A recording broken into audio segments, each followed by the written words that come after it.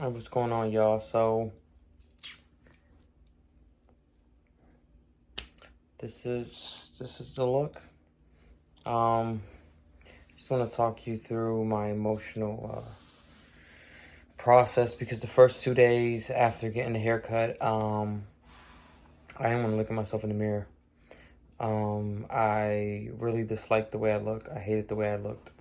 Um, and though I had a great support system that was telling me how great I looked, I didn't believe them because it didn't matter. What mattered most is what I was telling myself, and what I was telling myself was nothing good, nothing of that liking. It was, I don't look good, I look older, I look ugly, it just fucked me up, you know?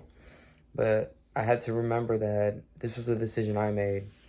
And from the beginning, I knew I wanted to do this, but I was never certain on shaping my head. But I had this profound moment where I felt something in me that just said, like, let it go. It was the attachment, like, let it go. And I cried a little bit because to me it felt like when your parent tells you to do something that you don't want to do, so you get upset and you might cry because you got to do it anyways, but you don't want to do it. And that's how I felt. There was this inner thing that was telling me to do something that I felt so strongly against, but I also felt so strongly like I had to do it. Something about it propelling me forward. There's been something that's held me back for a really long time. The insecurity of people noticing I'm losing hair and always trying to hide it, and like just always overthinking.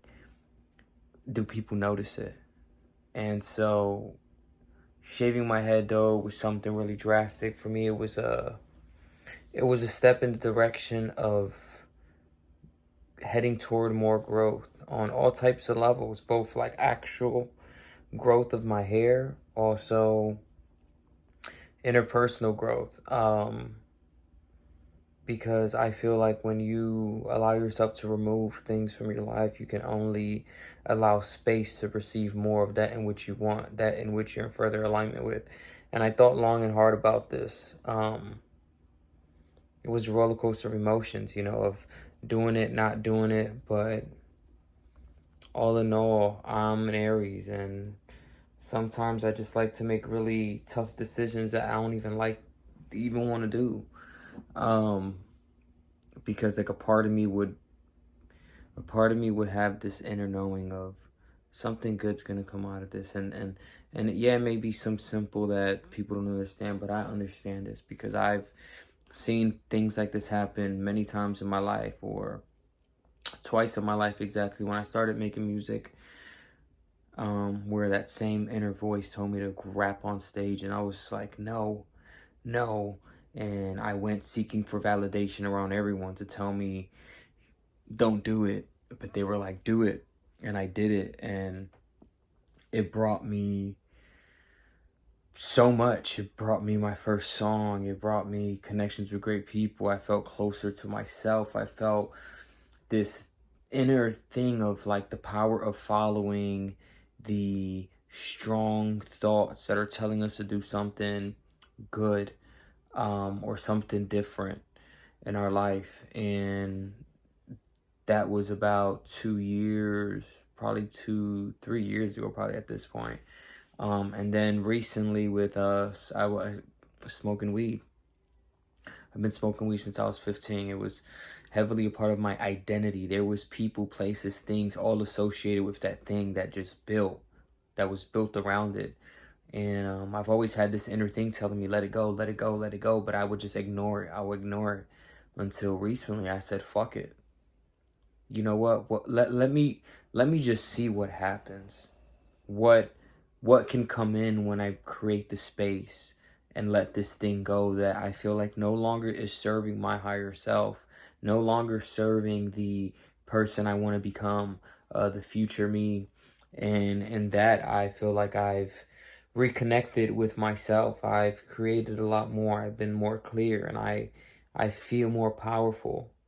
Uh I feel more me. I feel more present. And because of that, I feel like I've been able to connect more and do more.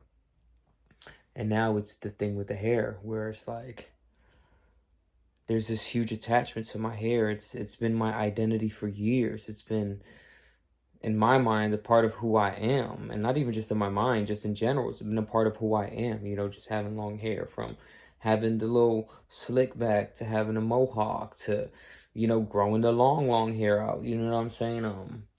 I've always saw myself with long hair. I didn't, and I didn't, and I still don't see myself in the future with short hair. Um, but I seen this as an opportunity to release that attachment to something that I held on so strongly um, to regain my power, because I feel like too often we give our power to certain things. We attach ourselves to certain things, and it's stuff like that where when it's taken away, we're grieving. And I mean, yes, I've been grieving the removal of my hair, but this wasn't something that I was forced. This was a decision I chose to make. But with even knowing all that, what it was going to come with, I still felt like I had to do it. I still felt like I had to do it. And it's been a journey. It's been one hell of a journey, man. Like, this is still very, very weird to me. But slowly but surely, I'm just believing in what the people are saying, the good things that people are saying. And every day I'm just trying to love myself a little harder, even on the days where it's hardest. I'm just working harder to just love myself more and just speak life into myself, and the way people are speaking life into me, because what others say holds no weight. What holds the most weight is what you tell yourself. People validating you mean nothing if you can't validate yourself. You know what I'm saying? So what I was telling myself held the most weight. It was nothing good. So I'm doing my best to really just look at myself, even in this video, and just be like, yo, like, this is who you are in this moment. Because all we have is this moment. So this is who I am in the moment. And, you know, maybe this would help my hair grow back and be the way I dream of it to be. But I can't think too far ahead of myself. I got to think of where I am right now and accept me for who I am right now, in order for people to accept me for who I am right now and what I look like. And I got to speak those words of power and affirm all these, you know, that I look good and all that stuff. So that way I feel it. And if I feel it, I act on it. And that's where the confidence comes from. But it's been a journey, man. I still got another session to do to darken it all up. So I'll do another video and give y'all a full-on look update. But this is not even really about a look update. This is more so about me, the process that I felt emotionally going into this, and going through it. And I feel like I'm learning a lot about myself, reclaiming my power, learning a lot about attachment, and the power of releasing certain attachments that we have in our life, that I have in my life. Yeah, so for those, this is it, man. It's weird even looking at myself, you know, but it's me, man. Love it or hate it, I just gotta love it for me. I just gotta love it for me. You know, I feel like, you know, we've known to grieve over really, really big things like deaths and separations and stuff like that. But grief comes in all different forms. Many things bring grief. We could grieve many different things, and for me, I've been grieving my hair.